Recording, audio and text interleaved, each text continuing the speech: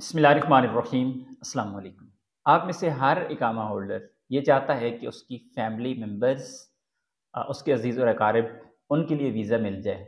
लेकिन जो कंपनीज़, जो मुसस्से, जो कफ़ील वीज़े नहीं देते, उन तमाम ऐसे अफराद के लिए जो खलीजी ममालिक में मौजूद हैं, यहाँ पे बात सऊदी अरेबिया की नहीं की जा रही, क्योंकि सऊदी अरेबिया में रहते हुए ऑलरेडी आप फैमिली विज़िट वीज़ा अप्लाई कर सकते हैं, आप वीज़ा हासिल कर सकते हैं। उसमें किसी प्रोफ़ेशन की कैद नहीं होती। इवन कि साए ख़ास आमिल मंज़िली यानी घरेलू मुलाज़मीन, इवन कि अगर किसी बंदे का इकामा लेबर है, तब भी आप अपनी फ़ैमिली को बुलवा सकते हैं। शर्त ये है कि आपका कफ़ील कंपनी आपके साथ ताउन करे। लेकिन आज की ये न्यूज़ उन लोगों के लिए स्पेशल है, जो बाकी खलीजी ममालिक में है, जैसे Dubai, Bahrain, Oman, Muscat, Qatar, इन कंट्रीज़ में जो मौजूद हैं। अगर आप इकामा होल्डर हैं और आपका इकामा वैलिड है, शर्त यह है कि आपका इकामा वैलिड होना चाहिए।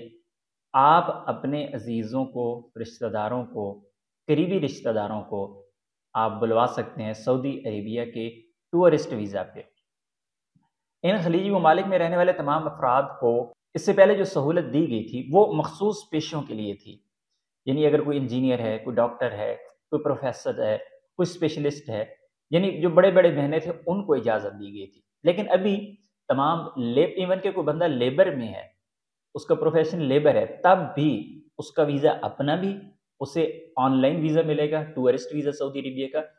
और अगर अपने रिश्तेदारों को बुलवाना चाहते हैं, तो आपको ये भी सहूलत दे दी गई है कि आप अपने रिश्तेदारों को सऊदी अरेबिया का टूरिस्ट वीज़ा दिलवा सकते हैं।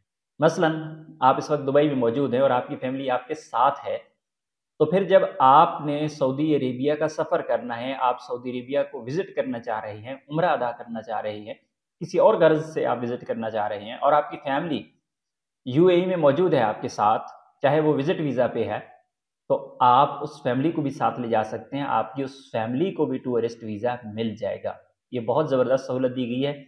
सिर्फ़ 2 शराइत बहुत ही अहम, पहली शर्त आपका इकामा वैलिड होना चाहिए और दूसरी शर्त ये है कि हज अदा नहीं कर सकते। हज के सीज़न में मक्कातुल मुकर्रमा में जिस तरह सऊदी अरब में रहने वाले लोग हैं, चाहे वो इकामा होल्डर हैं या सऊदी शहरी हैं, तो उनको मक्कातुल मुकर्रमा में एंटर होने की इजाज़त नहीं होती और ना ही बगैर परमिट के हज की इजाज़त होती है। इसी तरह आपको भी ना तो हज की इजाज़त होगी और ना ही मक्कातुल मुकर्रमा में दाखिले की इजाज़त होगी। हाँ, अगर आपने हज का स्पेशल परमिट लिया होगा, हज का स्पेशल पैकेज लिया होगा, ऐसी सूरत में हज अदा कर सकते हैं। अदरवाइज़ इस टूरिस्ट वीज़ा की बिना पर आप हज अदा नहीं कर सकते। उम्मीद है आज की इन्फॉर्मेशन आपको अच्छी लगी होगी। मिलते हैं नेक्स्ट वीडियो में, तब तक के लिए इजाज़त दीजिए। अल्लाह हाफ़िज़।